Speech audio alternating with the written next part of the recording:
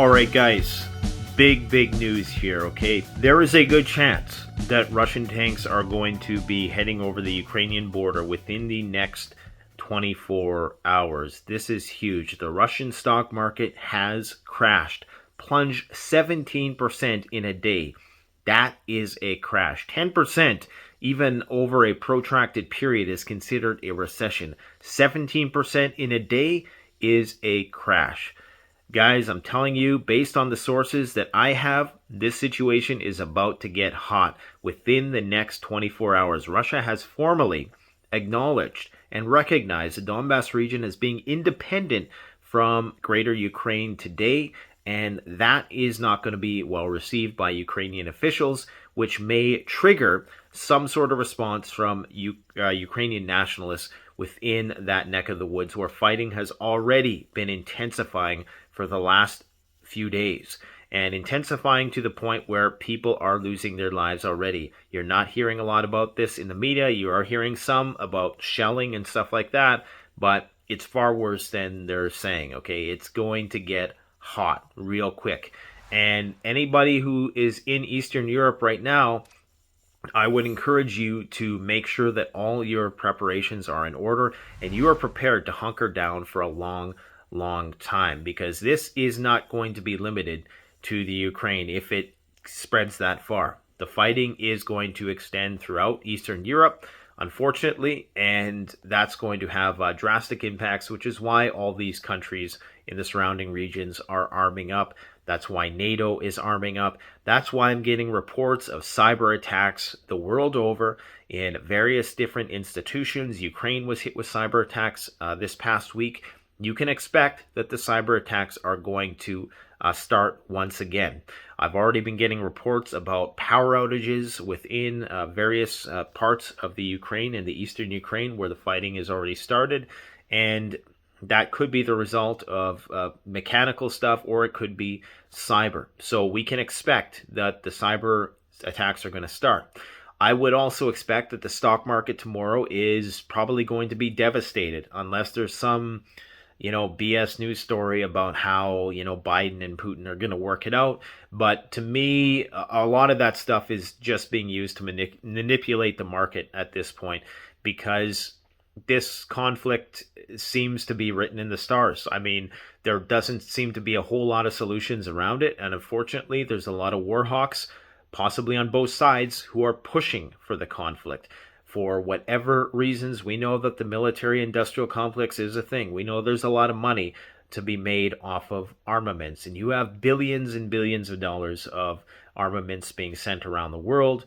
Mercenaries as well. Okay, we're not going to get into the specifics of all of that, but this is big business. Now, at the same time, we have a situation developing in the Middle East with the Iranians and the nuclear deal that's going on, which could be finalized in the next few days and next few weeks.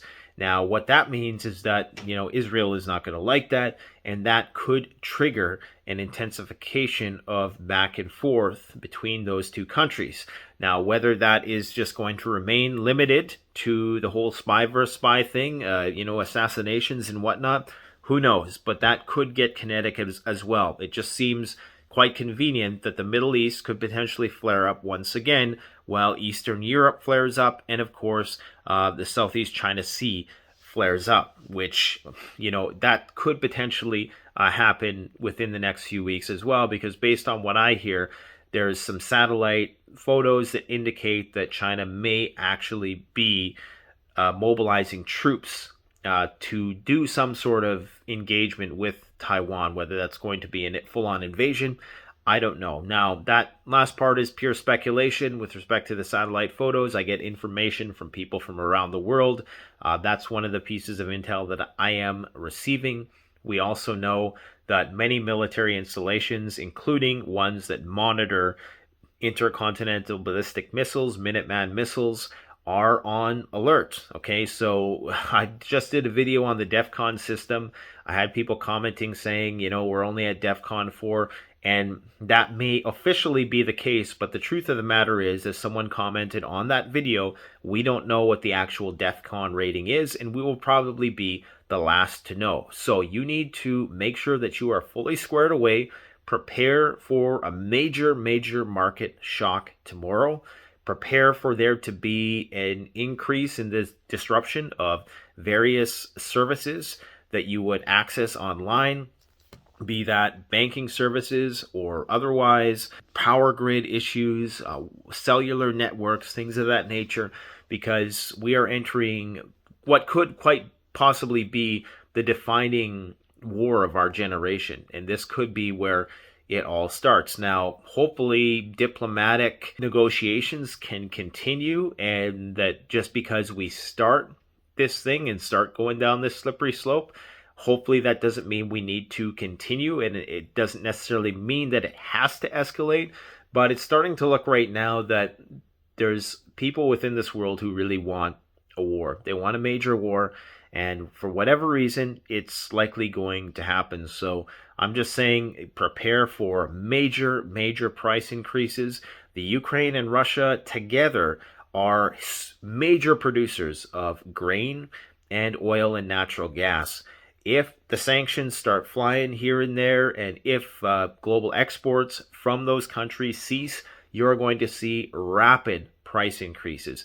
That's going to cause destabilization in other countries which rely on those imports. And the Ukraine and Russia send a lot of their grains to the countries who need to import stuff because they can't grow their own stuff, or whatever their countries are currently politically destabilized and going through economic issues.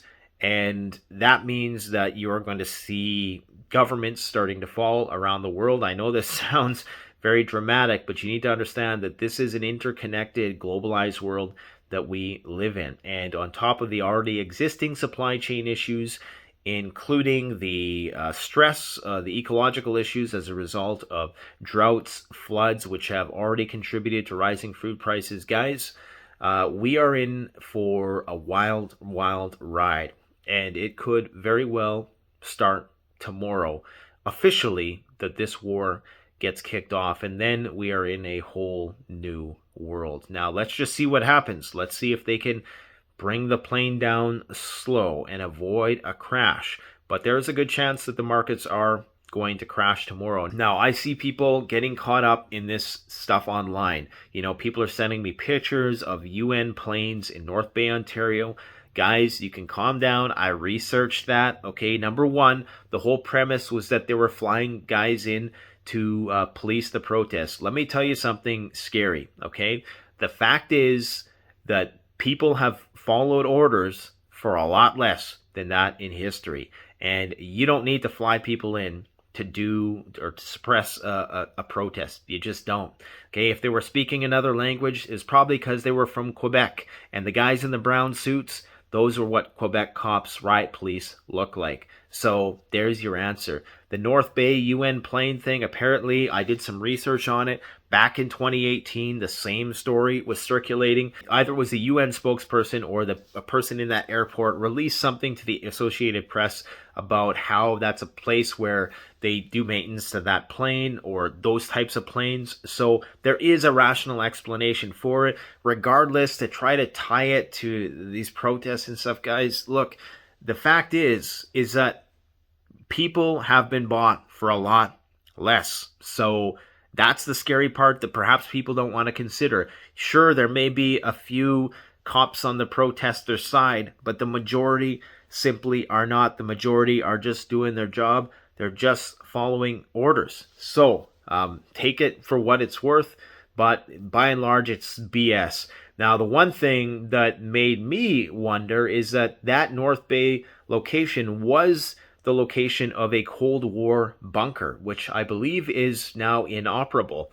But that's what sort of piqued my interest in the whole story. But guys, don't get caught up in the whirlwind of this nonsense on YouTube. People always say, oh, the Russia stuff is a distraction. Guys, it is not a distraction. It is quite possibly one of the most pivotal points on the map right now in terms of geopolitical tension. Okay, things could flare up fast. Now, this is not to say that just because Russia makes a step in eastern Ukraine that China is necessarily going to make a step, because Russia knows, and I'm sure that the Chinese and the Russians, they don't trust each other either 100%. People just think, oh, Russia, China, history of communism and all that, they must be buddy-buddy. But the fact is, there are many different blocks. It's not dialectical. It's not just NATO versus Eurasia. It's a variety of different players in the space, and everybody has their own autonomous interests. Some people tend to be allied with others, and some may be allies for a short period of time while they have common enemies, but at the end of the day, they'll probably be fighting with one another as well. Now, I would encourage you, be prepared for possible power outages. I'm not saying it's going to happen. I'm just saying it could happen. Be prepared for some major supply chain disruptions, because quite frankly, a lot of stuff does get made in Russia, and a lot of the energy that gets produced comes from Russia. So that is going to cause major sticker shock. I would encourage you to get squared away before the panic starts, because the sad thing is that the majority of people don't even realize this is an issue right now. The majority of people are focused on the convoy. That's great. If that's an idea that you're passionate about, that's fine. But that's not going to be the defining feature of 2022. I'm sorry. It's just not going to be it. Now, so I don't know what more to say. People want to just watch videos of people honking horns. That's fine. But you better get your shit squared away, because things could get hot in a very short period of time. That's all I got to say. Thanks for watching. Canadian Prepper out.